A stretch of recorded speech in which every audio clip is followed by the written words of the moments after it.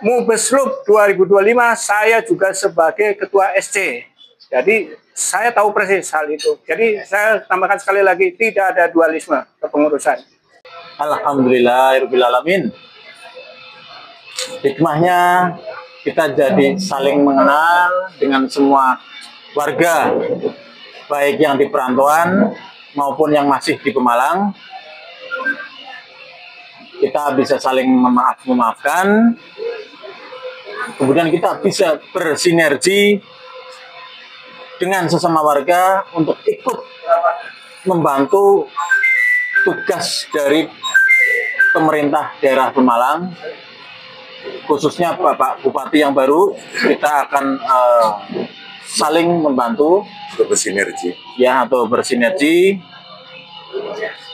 supaya daerah kelahiran kita menjadi lebih baik, lebih maju, bisa bersaing dengan wilayah lain. Itu mimpi kita semua. Amin. Jadi tolong, saya sebagai Ketua Umum Hikmal hanya bisa berpesan bahwa kita organisasi sosial, jadi kita siap membantu semua kalangan. Kita tidak akan membeda-bedakan dan kita tidak akan memakai bermanuver politis. Non-politik. Karena kita organisasi non-politis. Jadi fokus kepada sosial kemasyarakatan. Pak Ketua, ini kan hasilmu Beslup ya Pak? Sudah dilantik apa belum Pak? Kemudian terhadap pengusaha nama otomatis gugur atau bagaimana Pak? Jadi ini sebetulnya kan internal. Ya masyarakat Pemalang tahu juga Pak, karena harus kita oleh masyarakat Pemalang yang tahu sekarang ini adalah Bapak Abdul Halim yang masa kepemimpinannya itu tahun 2006 baru habis. Kalau 2005 ini sekarang ada kan baru, maka silakan dia masyarakat Pemalang tahu. Menambahkan Mas Joko, ini kan masyarakat juga mungkin terfragmentasi ya, bahwasanya masyarakat luar menyebut ini ada perpecahan. Sebenarnya apa sih yang terjadi pada Hikmal sendiri? Ya, mungkin ada klarifikasi mungkin dari pengurus yang hari ini kan Pak Rendra kan sudah memegang SK Kemenkumham juga, mungkin bisa dijelaskan dari Ketua Umum saya atau dari Dewan Pengawas? Bisa silakan Bapak yang nanti ditambahin ya. Iya, oke, siap. Silakan dulu prosesnya. Jadi kita akan bercerita sejarah Hikmal. Jadi sejarah Hikmal itu dari tahun 1970, saya belum lahir, 70-an. Saat itu saya menyebut kita, padahal saya belum setua itu ya. Maksudnya saya mewakili para sesepuh.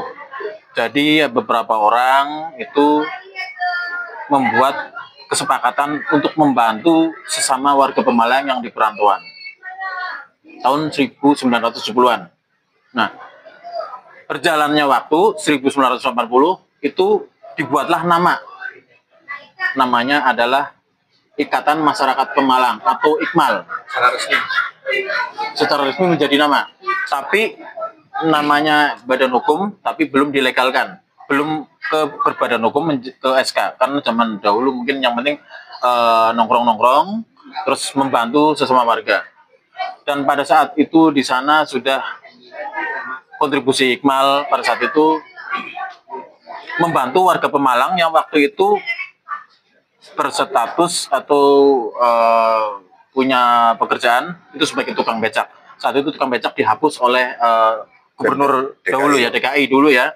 Jadi banyak yang bingung setelah nggak narik becak apa nih. Pada akhirnya Hikmal masuk, yang dipelopori oleh Pak Daryono sesepuh kita, itu membuat banyak pelatihan untuk mekanik-mekanik. Dan yang saat bersamaan juga ada Pak Nuryadi juga, pionir teknisi AC. Pada saat itu memberikan banyak pelatihan untuk rekan-rekan yang dari Pemalang ke Jakarta, jadi bisa menjadi ahli teknisi AC. Dan salah satunya jebolannya alumni adalah Pak Haji Nur Ehwan, seperti diketahui juga sama menjadi teknisi AC yang besar sekarang.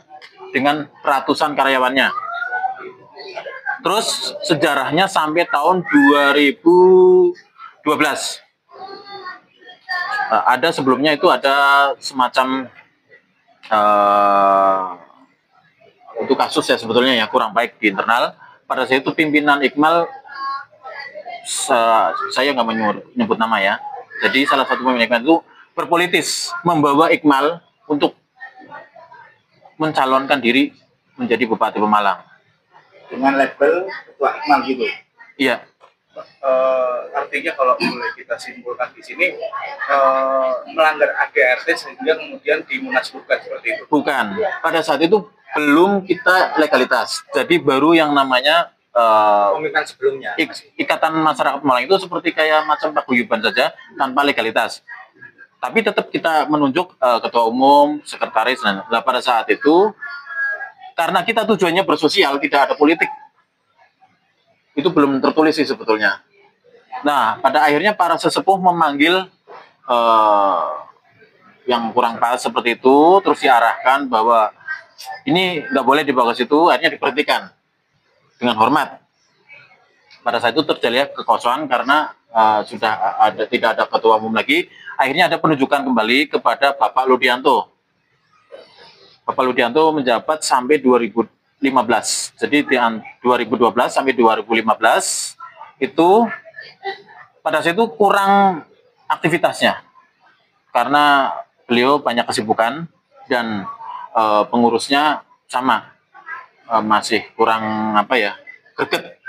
Akhirnya kami anak muda, saya sendiri, Mas Joko salah satunya, terus Mas Wiwit, terus beberapa sesepuh ya, Pak Heri, semuanya rekan di tahun itu 2015 akhir membuat musyawarah besar yang pertama kali musyawarah besar.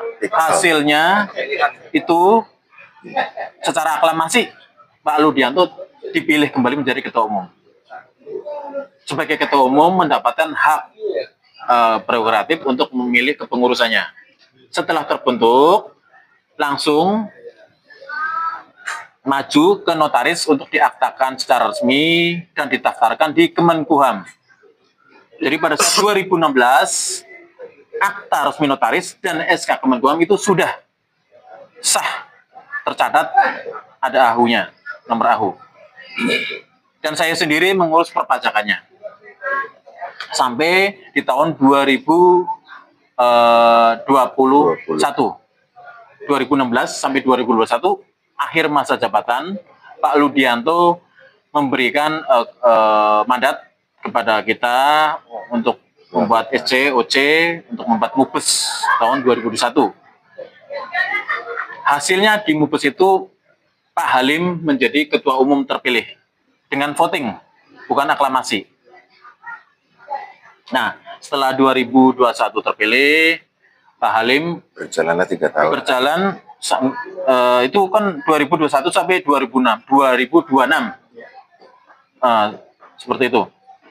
Pada saat perjalanannya sampai 2024 itu banyak terjadi pelanggaran ADART. Jadi kita ngomong ADART karena kita sudah sah diaktakan dan ada SK-nya. Jadi kalau kita ngomong ke ADART sudah tercatat, terdaftar. Jadi kalau ada pelanggaran kita bisa ngomong pasal berapa. Salah satunya adalah kita organisasi sosial nggak boleh berpolitik. Seperti beberapa saudara mungkin tahu ya, pada saat 2024 kemarin ajang politik, iya itu banyak berita bahwa tertulis ketua umum Ikmal siap menjadi calon bupati, terus ketua umum Ikmal datang ke partai ini mendaftarkan dan lain-lain. Itu sudah pelanggaran kepada anggaran dasar. Nah, seperti itu, terus sudah melanggar itu. Terus kita konfirmasi, kenapa sih nggak mundur saja? Karena kan mau berpolitik. Karena kita bukan organisasi politik ya. Karena nanti akan berpotensi konflik internal. Ada yang dukung ini, dukung itu. Kan nggak boleh seperti itu, organisasi dibawa seperti itu ya. Mungkin teman-teman sudah memahami semua. Jadi kita memberikan pendapat kepada beliau, tapi beliau nggak mau itu sebagai kesalahan. Terus sebetulnya ada pelanggaran lain, tapi tidak perlu disebutkan, itu saja sudah cukup. Jadi pada saat kita ngomong itu, dasarnya kita ngomong pelanggaran adalah anggaran dasar. Tapi mungkin kenapa dianggap tidak melanggar, merasa nggak melanggar, mungkin karena Tidak membaca. ternyata anggaran dasarnya di MUBES 2021 belum dilegalkan juga. Oleh Pak Halim. Belum masuk ke notaris, dan SK itu berarti selama 3 tahun. Padahal secara undang-undang ormas, setelah MUBES maksimal itu 60 hari sudah harus didaftarkan. Saya sudah konsultasi kepada notaris. Pak Notaris, nasib organisasi kalau seperti ini, oh itu sudah ilegal itu. Ya udah, terus kayak gimana? Ya harus ada MUBES Loop lagi secepatnya, karena itu sudah nggak legal. Terus bagaimana dengan kepengurusan 2016? Kan itu disahkan juga, ya sama, itu sudah 5 tahun, udah habis, definitif semua. Berarti kita semua nggak ada yang legal, nggak ada. Itu info dari notaris. Maka dibuatlah kita MUBES Loop. Maka menjadi MUBES Loop karena MUBES itu 5 tahun sekali. Ini sebelum 5 tahun kan terjadi, maka dinamain MUBES Loop. Dasarnya di mana MUBES Loop itu? Jadi di Akta 2016 itu kan ada yang namanya pendiri. Jadi para pendiri itu kita semua. Ya udah, akhirnya kita membuat MUBES Loop dengan didampingi notaris yang tahu dasar hukum. Terus di dalam MUBES itu terjadi kesepakatan aklamasi, tidak voting. Ada 3 calon, tapi nggak voting. Langsung musyawarah, aklamasi. Ya, saya dengan Pak Nur dengan Ibu Sugi, Suyati, itu 3 calon ya. Terus sesuai dengan kesepakatan, katanya kalau Pak Nur jadi ketua udah sangat sibuk banget. Bu Sugi lebih sibuk, Pak, karena menjabat ketua umum Almapara. Pak Nuryati dengan sebagai penguasa Sankyo. Kebetulan saya yang paling pengangguran. Banyak acara ya Pak. Ya, pengangguran banyak acara. Ya, oke lah, saya terima, tapi dengan komitmen ya semua harus saling membantu, karena kita Ikmal prinsipnya guyub rukun, saling membantu. Tidak ada perpecahan dan lain-lain. Jadi sebelum MUBES kita sudah ada mediasi kepada Ketua Umum 2021. Kita ngomong yang sebetulnya ini kesalahan ini. Jadi alangkah baiknya supaya tidak ada yang tahu, karena itu kan negatif ya, kurang bagus dinilai masyarakat, mundur dengan alasan sibuk atau apapun. Ternyata tidak mau. Kita bingung juga. Kenapa nggak mau? Organisasi sosial kita nggak ada bayaran loh. Kita nombok. Ya? Pak Supri mau menambah. Nanti ada tambahan. Jadi setelah kita ada mediasi ke Ketua Umum Pak Halim, tidak mau menerima untuk diberhentikan karena organisasi harus jalan dengan baik, maka MUBES Loop kita jalankan dengan secepatnya supaya kita bisa berkontribusi kepada warga masyarakat Pemalang pada umumnya. Jadi terus setelah MUBES, sebelum 60 hari kita harus menyelesaikan legalitas. MUBES itu tanggal 23 Februari. Terus kemarin SK turun di tanggal 23 juga. 23 Maret. Jadi dalam 30 hari kita sudah menyelesaikan legalitas semuanya. Ada jadi sejarahnya itu sampai menjadi legalitas yang sekarang kita tidak ada perpecahan.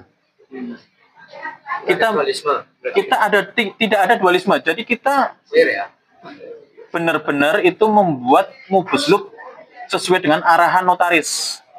Secara hukum harus seperti itu. Pak Nuril, jelasnya Ikmal yang sekarang sudah dilegalisasi ya Pak? Sudah.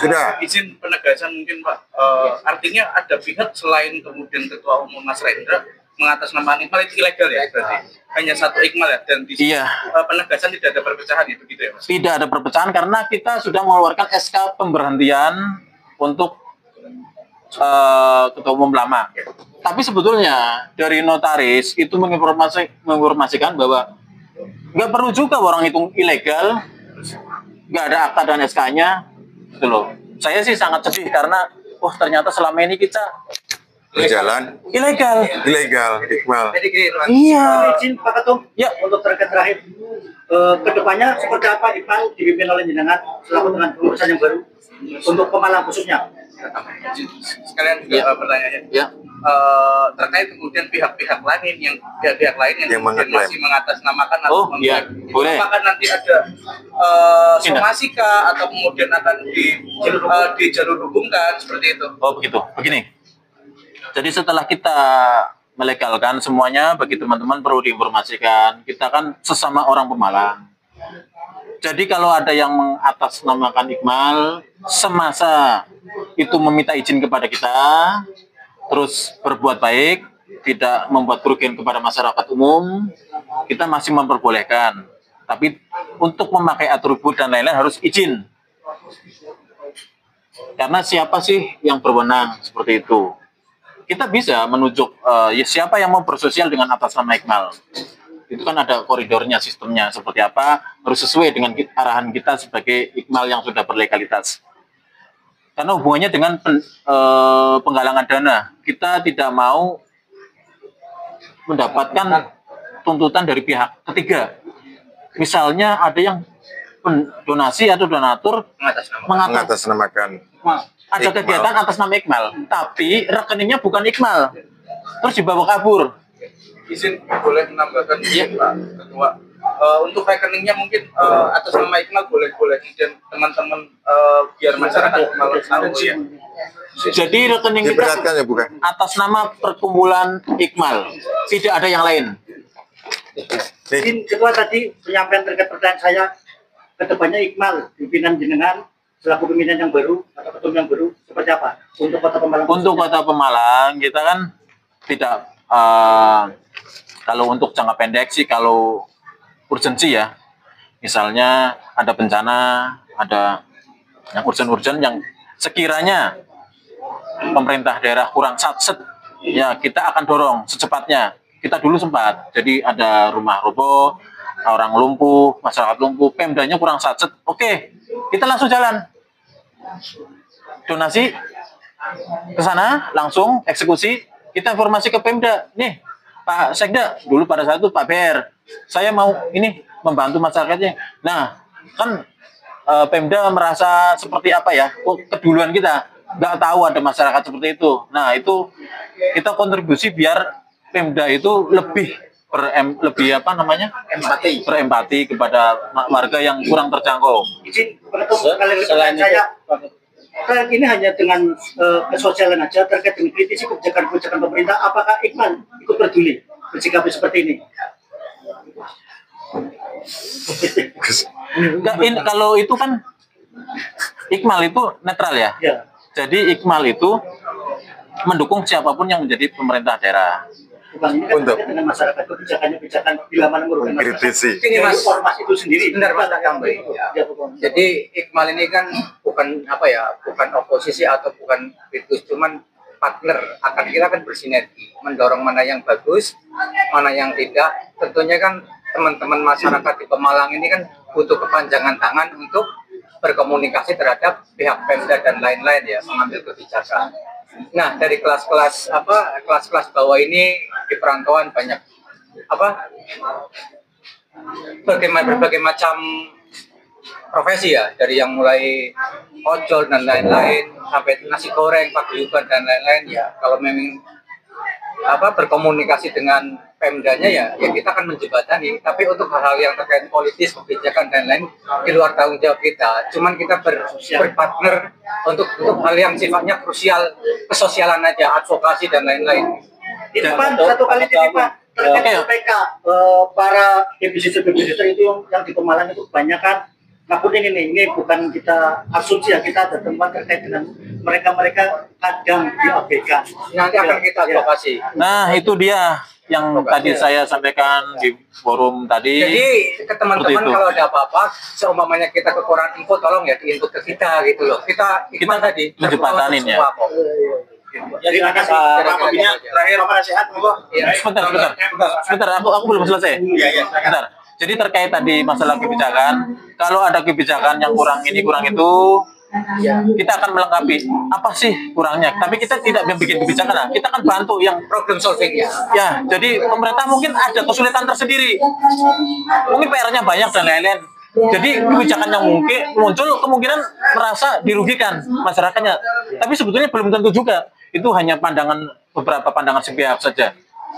Kita akan bantu untuk mengurangi hal-hal yang seperti itu lewat kebijakan secara internal kita ya, Iqmal ya. Pokoknya kita, padahal kan sudah ada wakil rakyat, tapi nggak masalah. Kita nanti akan bantu nge-push seperti itu saja. Tapi kita tidak bisa dong mengintervensi. Jadi cukupnya nanti yang lain Pak Pengawas menambahkan ya. Ya, ini gini, Iqmal itu ngapunten ya, itu ada orang-orang yang hebat. Kebetulan banyak orang-orang kementerian yang kita jadi konfirmasi di lapangan. Makanya kita pertanyakan, apalagi terkait desa digital di aturan 62 ya, terkait dengan 3%-nya itu ya, terkait ujiannya itu masyarakat kan butuh pengawasan, Pak. Oh itu ini program advokasi Mas nanti. Advokasi. Karena di itu juga ada program-program pendidikan advokasi nanti. Ini kan di pengurusan baru semua kan kebetulan akan aktivasi lagi, banyak anak muda juga kan. Makanya kita mendorong anak-anak muda Pemalang, ayo ikut, kita terbuka untuk siapapun, Beus Pemalang, dan apalagi yang ada di perantauan. Ayo. Pak Ketua, izin untuk anak-anak muda yang ada di perantauan itu kan untuk Pemalang, anak-anak muda Pemalang ada beberapa yang pengangguran itu Pak. Itu apakah nanti ada jalan keluar dari Iqmal sendiri Pak? Ada. Cara untuk mencari jalan keluarnya seperti apa Pak? Nanti atau memberi Kita memberi solusi? advokasi pelatihan ya, kita akan bersama dengan ada stakeholder program. lain. Kita ada programnya. Dan kita akan menggandeng pemerintah pusat. Sama nambahin. Nah, dan terus dengan Di Supri nih. tentunya dengan sepengetahuan Pemda juga dong. Kita nggak bisa ada koordinasi dengan Pemda juga. Kita nggak bisa sendiri juga menjalankan itu semua. Nanti dianggap liar dan lain-lain. Yang pasti intinya khususnya di perantauan kita bantu semua dari semua kalangan. Untuk melindungi kita masih Mas Supri. Mic-nya udah.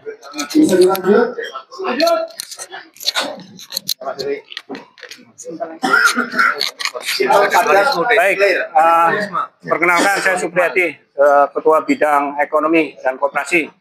Saya ingin menjelaskan terkait dengan berita yang di luaran sana terkait dualisme kepengurusan Iqmal. Saya pada tahun 2021 adalah sebagai Ketua SC dan Ketua OC. Ya. Jadi tahun 2021 kepengurusan sampai 2025 itu tidak ada legalitas. Ya. Jadi tidak ada di Iqmal itu dualisme. Karena legalitas yang ada itu dari 2016 sampai saat sekarang baru kemarin baru ada akte perubahan. Artinya hasil MUBES 2021 itu secara de facto ada MUBES Ketua Umum Iqmal, tapi secara de jure itu tidak ada karena legalitas tidak ada ya. Jadi dengan adanya masalah legalitas itu terbentuk mosi tidak percaya dari kami pengurus karena kita mengatur Undang-Undang 2013 nomor 17 minimal dalam kurun waktu 60 hari harus segera didaftarkan di Kemenkumham atau dilaporkan ke pemerintah ya. Tapi itu tidak dilakukan. Itu dasarnya pemecatan Ketua Umum 2021 sampai 2026 ya. Mohon dipahami. Apakah kalau bicara mereka saya masih Ketua Umum Iqmal, mana legalitasnya ya? Kami ini para pendiri ya, karena Iqmal itu walaupun didirikan dari tahun 1980, tapi akte pendiriannya itu baru terbit di 2016 ya. Ini saya jelaskan Jadi tidak ada lagi di luaran sana mengaku itu ada Ikmal itu dualisme kepemimpinan. Tidak ada dualisme kepemimpinan. Pemimpin 2021-2026 itu sudah dipecat. Dasarnya adalah yaitu pelanggaran ADART dan mosi tidak percaya dari mayoritas pengurus. Ya. Itu yang perlu saya jelaskan. Karena di Mubeslup 2025 saya juga sebagai ketua SC. Jadi saya tahu persis hal itu. Jadi saya tambahkan sekali lagi tidak ada dualisme kepengurusan. Jadi tadi Pak Ketum dibantu oleh Pak Supri sudah menjelaskan panjang lebar. Ya. Saya kira saya juga tidak perlu lagi menjelaskan panjang lebar. Terus tertulis juga ada sudah. Jadi nanti teman-teman wartawan kalau ingin lebih lengkap ada tertulisnya. Termasuk legalitasnya juga ada. Kita siapkan itu. Tinggal minta aja kepada Pak Joko selaku Sekum, ya kan. Terus iya Pak Joko kan. Jadi Ini juga Pak Joko. Joko Longkeang ya. Itu jadi pada dasarnya betul tadi disampaikan tidak ada. Karena ada proses panjang. Ya. Proses panjang kepada Mubes itu nggak asal-asalan, tidak. Proses panjang. Karena kita selalu membawa musyawarah mufakat gitu. Ya. Intinya agar kita guyup rukun sesuai dengan cita-cita kita. Gitu. Jadi saya tidak panjang lebar lagi. Dan tidak ada perpecahan. Tidak ada perpecahan, tidak. Ya. Kita ingin merangkul semuanya. Ini momen halal bihalal ini momen yang bagus untuk merangkul semuanya, ya kan? Insya Allah Allah memberi barokah, meridhoi kita semua. Ya. Terus saya juga minta tolong kepada teman-teman wartawan, bergerak wartawan bicara dan sebagainya harus ada legalitas, harus ada fakta data, konfirmasi kepada yang kita legal, itu maksud saya. Ya, agar tidak pecah Pemalang ini. Jadi sampai juga punya komitmen untuk menyatukan masyarakat Pemalang. Kalau sekiranya tidak ada legalitas, kenapa ini besar-besarin? Itu maksud saya. Ya, bukan saya nuntut, tidak. Saya tidak. Tapi tolong berpikir sehat, berpikir jernih, terus hati kita bersih untuk kita bersilaturahmi bersama. Dalam rangka apa? Sinergi membangun Pemalang. Tadi sudah ngobrol banyak dengan Wakil Bupati. Ya, itu aja closing saya begitu. Jadi tolong saya minta bantuannya. Kalau ada apa-apa tentang Ikmal, koordinasi dengan yang legal. Siapa? Beliau. Atau kalau ada oknum yang mengatasnamakan Ikmal, tanya dulu. Tanya dulu. Legalitasnya ada nggak? Konfirmasi dulu lah. Gitu.